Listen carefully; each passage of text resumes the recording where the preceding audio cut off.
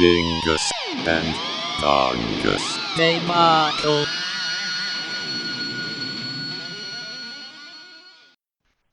Episode 37.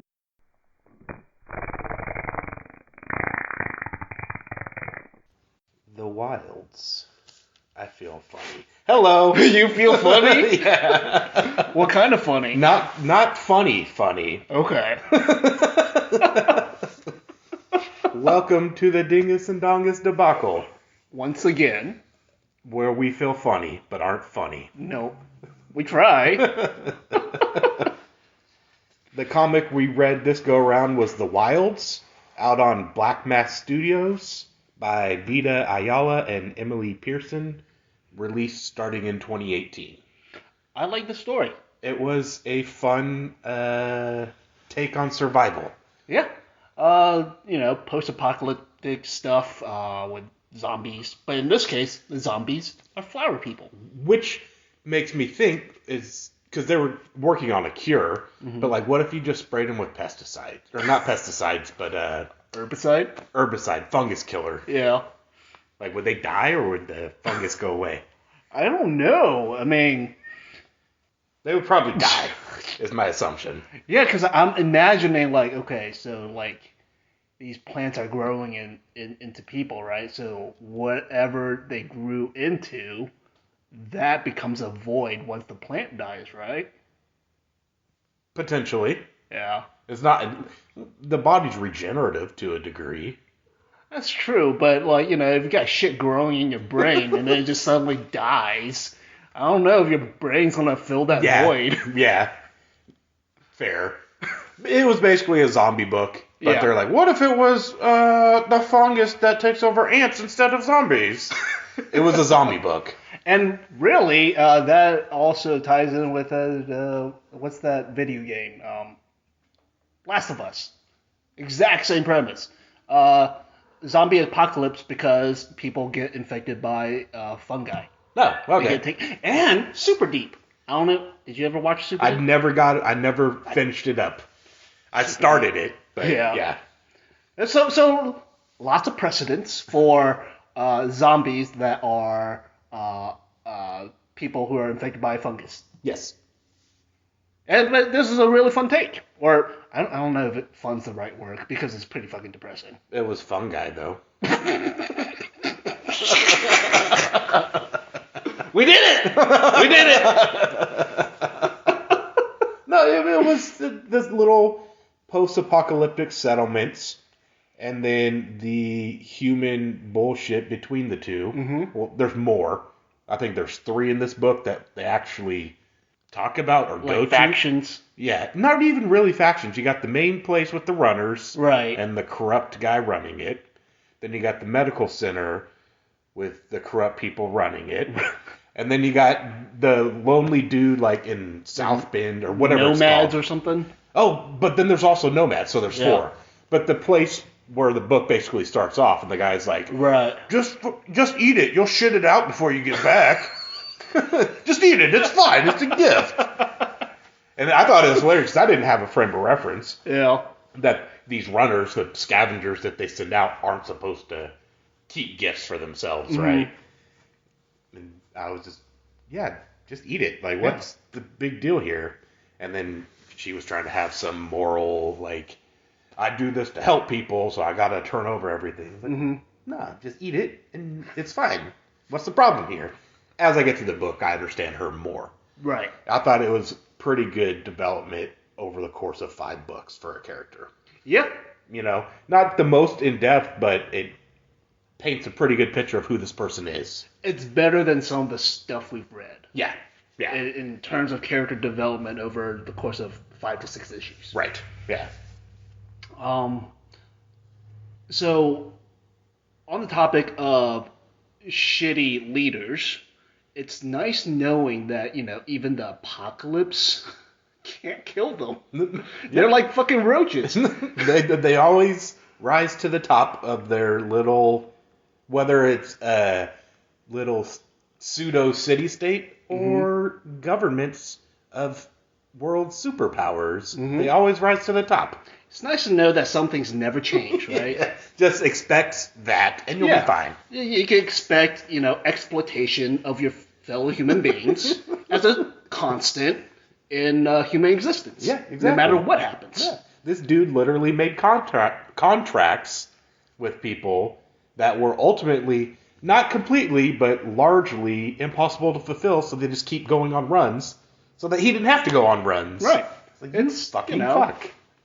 Indentured servitude never went away. Yeah. Ever. No. Like, ever since it started. It's still around. Yeah, it's still around, and even after the world end, it's still there. Yeah. It's nice, it's nice to have something you can rely on. When the world goes to shit, you can always rely on being exploited by some asshole. Yeah. I really appreciated the runner's ethos for their burials. Oh, yeah?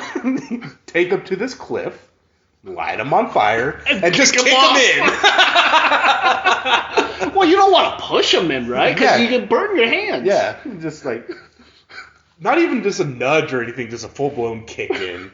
I would probably nudge, just like, get a stick. Right. Just poke until it goes over. It's like, this is for your own good, so you don't come back. But what if the stick is infected?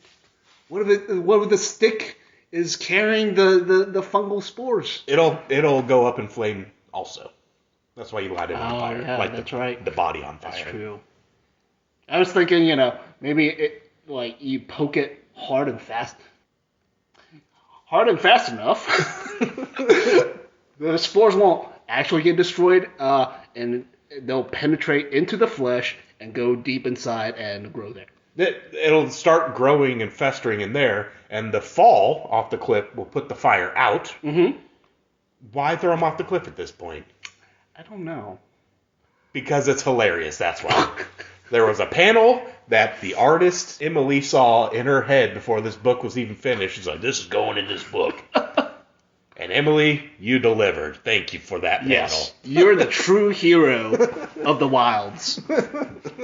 So, honestly, I would probably, if I don't end up being that asshole that exploits everyone, I'd probably be a nomad. Yeah. I would be a nomad and die the very first day. But would you willingly? It was like, hell yeah, let me be a mushroom, please. What if? I think I would. What if you became infected with hallucinogenic mushrooms? Yo, so I'm just high all the time. So you're high all the time, and then you're cognizant enough to go to other people. It's like, hey man, you want a hit? You want a little nibble? A little nibble? Like have a little bit of ear. You'll have a great time. You'd be the drug dealer. Dude, that would rule so hard. Yes, please. Be high on shrooms for the rest of my existence. Until your mind deteriorates into nothingness. Yeah, but that's also, that's just like a really, really high dose of psilocybin. Yes. So I was going to do that anyways. Yeah. That's what your mind would sound like after you got your last. I'm assuming, did you read all those little shorts? The posts? Yeah. The quote-unquote best runs. Yeah. I enjoyed about half of them. I like that they were there. Yeah. It added a little bit of flavor to the compounds. Right. And I think my favorite one is the last one with Daisy, the main runner, in the story, because it provides really crucial details about, her past. Right. And you really understand her motivation because of that little short. Yeah. It's like... She was late. Yeah. She was fucking late, and her kid dies because she couldn't get the medicine. Yeah, couldn't get the medicine. So then you really start understanding, okay, she does everything by the book. She always makes sure things are done right. Because she doesn't want that shit to ever happen to anyone. Right. Again. It really buttoned up her character. Like I said, her character was pretty well developed throughout the book, and then that just sealed it up, like little cherry on top. I thought it was pretty good. I want to talk about I think it was the second little short about the guy who found the weapons. Yes. Did you get the impression he just straight up murdered people, and not zombie That's people? pretty much. It was like a warehouse, and I think dude just killed people. Yeah. There were some mushroom people in Right. it, but I think he just didn't differentiate and wanted the loot. Yeah. Is what it was. So you start seeing the dark side of what the runners do is like, okay, we want some of this shit and these people have it, so I'm just gonna go kill them. Yeah, I'm gonna take it. It's mine now. Mm-hmm. That happens, and it's also funny because they're not supposed to keep gifts, as we mentioned, but they also have a safe house where they kept some supplies because they fucking needed to, so they could survive out there. And I just thought it was funny that this was it a little boy? There was a little person, I think, with one of them when they were talking about the hideout, and they're like, "You're not supposed to keep shit," and they're like, "We need to keep the shit." Oh, Eli, the little kid, right? right? Yes, yeah, okay, yeah, the boy. Yeah. I guess he wasn't too little, but that kind of helped expand that. Like, yeah, there's these hard-written rules for post-apocalyptic survival, but we need to bend them a little bit to actually survive out here. Right. To get supplies back to the compound. Right. It's like, yeah, bend the rules so you can actually get the shit done. Right. Yeah. So I was like, oh, okay. So you're not as hard and fast as you said you were, but there's actual purpose behind it. Right. Were you, switching gears completely, because it popped in my head and I remember just now, so I'm going to bring it up before I lose it again in there, confused by the character arts between, I believe it was Daisy that was locked up in the medical center, and the person Daisy was talking to on the other side of the vent? They looked like the same exact character to me. Yeah, I think I had a little trouble with that. It just, in my head, like, I just looked for Daisy's scar. It may not have been Daisy then, initially that was trapped. Heather. It was Heather. Yeah. Oh, yeah. It was Heather and then this other character. Yeah. And they were the same fucking art. Yeah. They look very similar. I was curious, like, for a moment thought maybe they were doing some weird, like, she's talking to herself thing. No. They're just I think Emily was really lazy on these ones. She took all her energy on the cliff and the kicking of the corpse. She couldn't muster up another character to talk to Heather. And really, to be fair to Emily, she made the right decision. I agree. Yeah. It was more important to have the cliff scene than for us to differentiate between these two characters. Yeah, because the other character didn't matter so much. No, in fact, I kind of forgot she existed. I only remember because she looked like Heather. Yeah.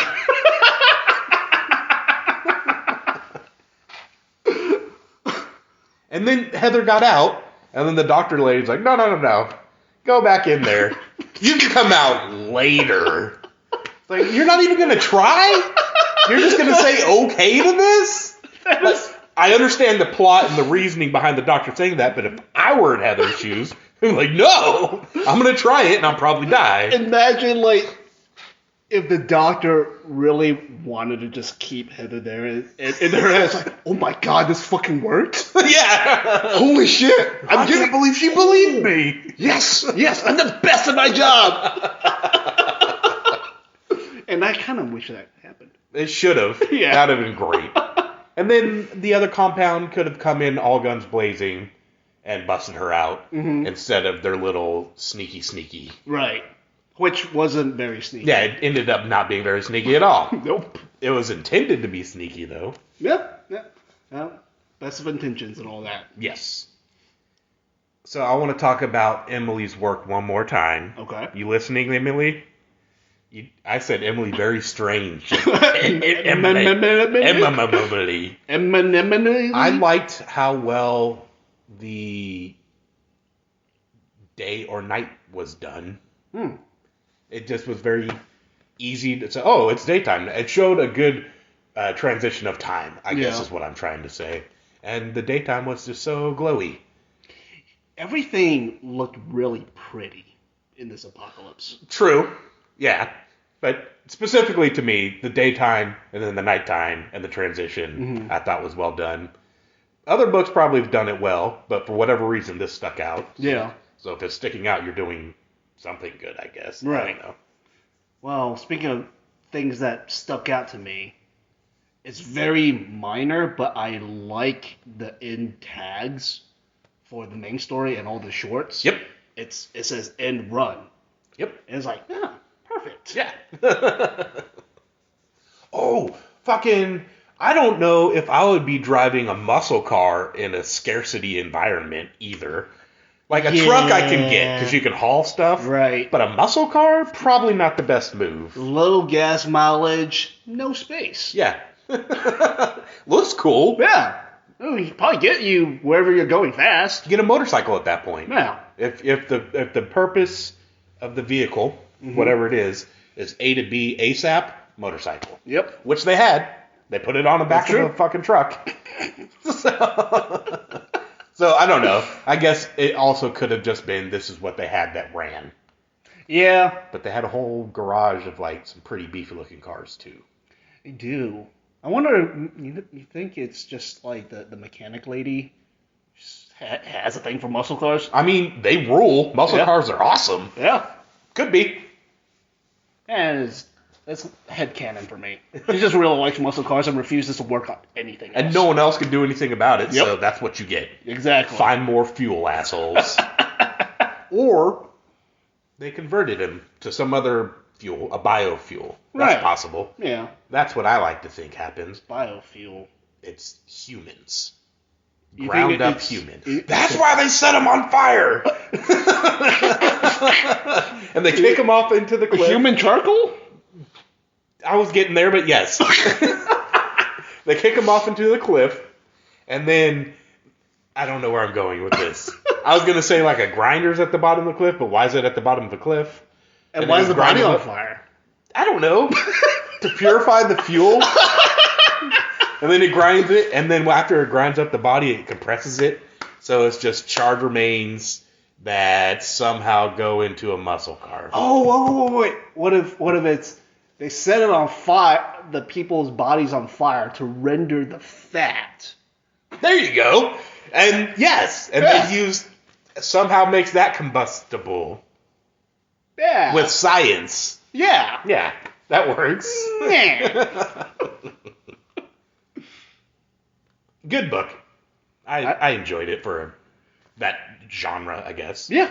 Yeah. I mean, I think it's solid, and it's I don't know. I guess it's always nice to validate my own belief system, and in this case, it's management and government and people in power suck. Yeah. So it's always nice to see that. Yeah. Other people think what I also think. Yeah. Cool. Yeah. Validation. Thank you. Thank you.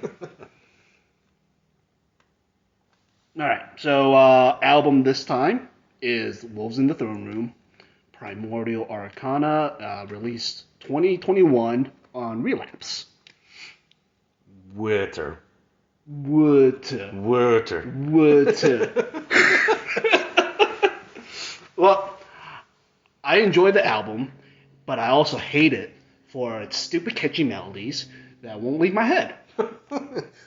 I'm convinced there's only like 2 songs on the album. Yeah, probably. I think that sounds about right. I really enjoyed the not metal parts of this album. Mm-hmm. A lot. Surprisingly a lot. So, since we're jumping right into that, I had another one of those episode things where I thought the album was done, and then there's one more song. Because the last 2 tracks are like weird instrumental shit, right? Mm-hmm. Yes. And the second to last one sounded just like something off of like it sounded like something off of Wild Honey, where like it ends in like weird nature sounds and shit. Yes. It's like, oh, okay, yeah, there's that. The album's done. Right. And then you hear the waddle. The water waddle. The water waddling. There's a little trickling water. And it's like, oh yeah, nice and calm. And then the next track, boom. These like really deep, bassy drum hits. I'm pretty sure that was intended as a bonus track. Oh, really? Yeah. So the album, I guess, would technically end where you would think it would end, and then they have a bonus track. Huh.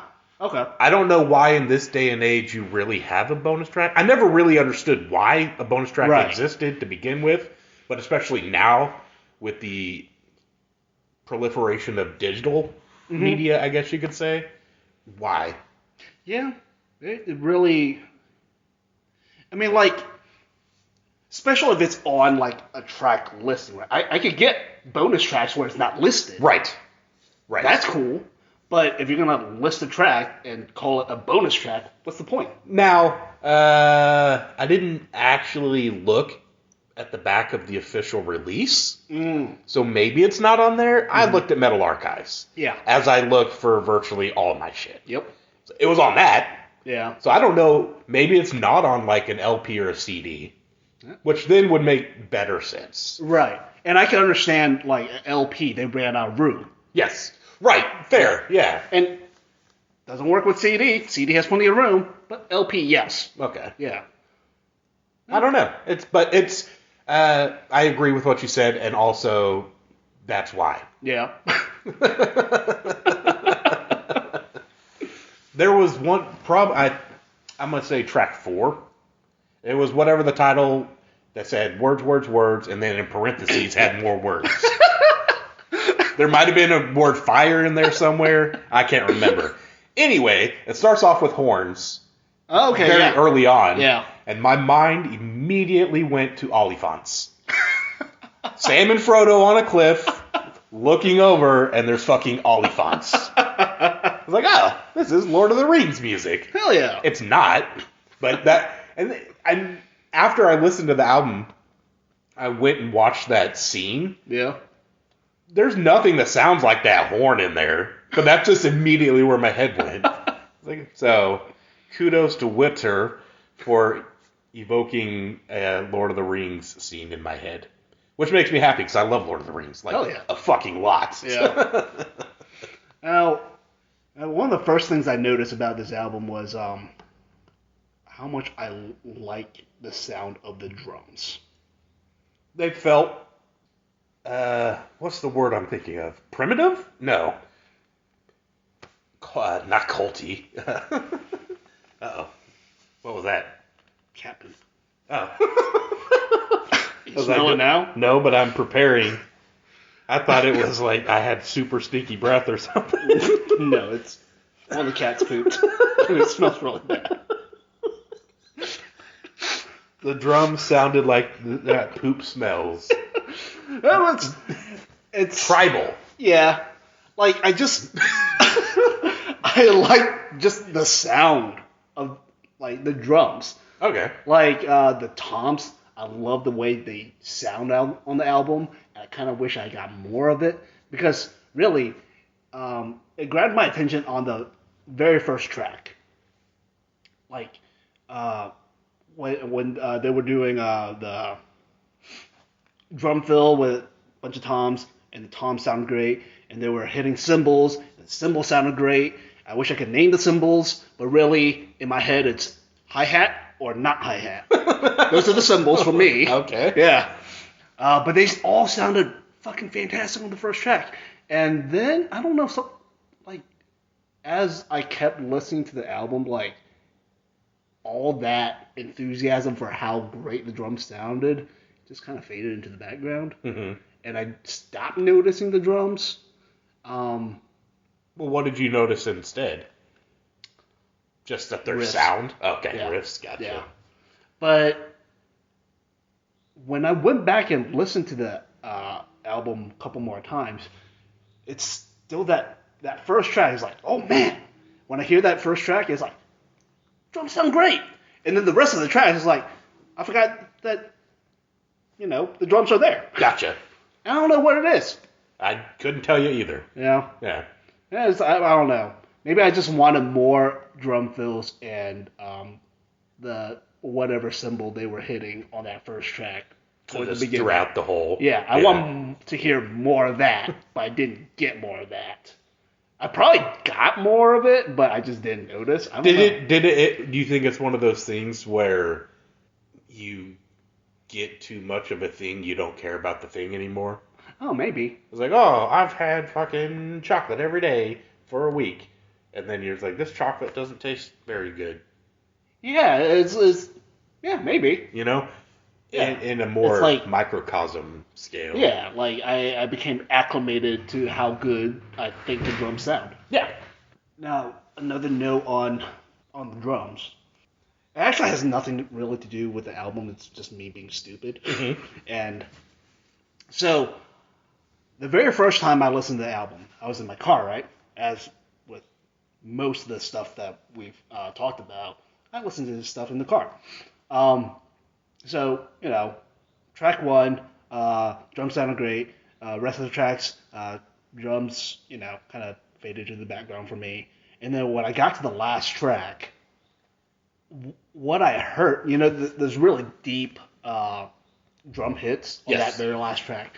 The first time I listened to it, it came out as like this bit crush buzzing sound. It's like a robot farting. Awesome. Yeah, and I was like, well, this is kind of cool, I guess. But it was like, I wasn't expecting this. Right. It's neat. Was there just like a wire? Yeah. My aux cable was fucked. And I just, I didn't listen to the album again for a couple of days, and I just assumed that's what that last track sounded like. Oh, that's neat. Yeah. And then I went back and listened to it. I was like, oh, shit. And then immediately I started questioning, like, how many albums have I listened to where I was actually listening to it with shitty quality? Because I was like, I don't know how this is supposed to sound. I've never listened to this album before. 12. Yes. You've listened to 12 albums with shitty quality. That's pretty good, actually, Yeah. considering all the albums out there. Yeah. This is not bad. But, yeah. Ooh, I got a whiff. Right? It's bad. So the track after the Oliphant track had a super abrasive like electronic sound. Yeah. Almost immediately, and I thought that it was going to devolve into some weird EDM track, but it had an electronic component to it. Yeah.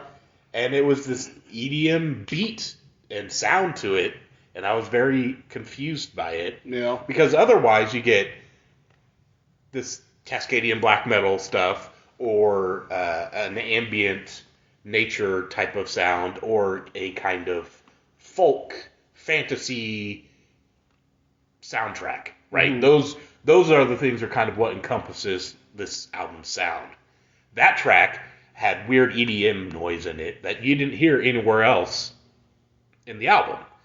And I didn't know why it existed, and I want to know why they didn't just go for it and make an EDM song. Like a techno club song. Do you think maybe there's something wrong with your aux cable? No. No. That's not it. Fair. But, yeah. Do you know what I'm talking about? I know what you're talking Okay, about. yeah. But speaking of, folky instrumentations and stuff, I really like the second track, where it starts off with a really drony. It sounds like maybe a hammered dulcimer or something, where it's the same note on the beat. Ding ding ding. I don't know. Yes. Yeah, but I really like that because I don't actually know why I liked it, but I really liked it because the dulcimer or mandolin or whatever the instrument they were using, it literally played the same goddamn note throughout the whole thing, and it was great. Yeah. It was. So, have you listened to much Wolves on the Throne Room? I've haven't. had listened to some. I mean, given that it's black metal and black metal isn't necessarily my go-to thing. But, okay, no, I haven't. Yeah, because I've listened to like Two Hunters. Yeah. And like one other album. I've listened to those albums more than once. Yeah. I've listened to others once or in passing or whatever. I don't quite remember this level of inconsistency track to track. inconsistency or like variation. Variation is a better word, yeah. Yeah. But so I was just curious if they moved to this and like their variation. I don't know. Yeah, well, I don't know. yeah. They've always been one of those bands that I align with Agalloch that I just don't really much care for. Yeah. And I don't know. And I don't care to try and listen to their stuff. Right. That's fair. I don't know. I don't really have a reasoning. Yeah. But that's why I guess. I don't know. It is. I mean, I have to like everything. Yeah, true. That's fine. But, I mean, overall, I did enjoy the album. Yeah, it was better than I anticipated. Mm-hmm. Whether or not I will listen to it more, I don't know. I might go back and listen to the first track because I like the drum sound. And the second track with the droning noise. And yeah. One other thing I would like to bring up is I enjoy the crows. The crows are great because you have wolves in the throne room, and now you also have crows in the cave room. Do you think those are the same crows that were used on Satiricon's music video for King? Yes. Yes. Or no, not King. Is it King? Yes. There's crows in the music video for King, I'm pretty sure. But also, I think what I was thinking of was Black Crow on the tombstone. Or is that a lyric? I can't remember. That joke has been ruined by cat poop. The odor has infested your brain. Yeah, there's like the fungal spores from the wild. The fecal spores is what the true apocalypse starts with. But at least we can always rely on shitty dictators.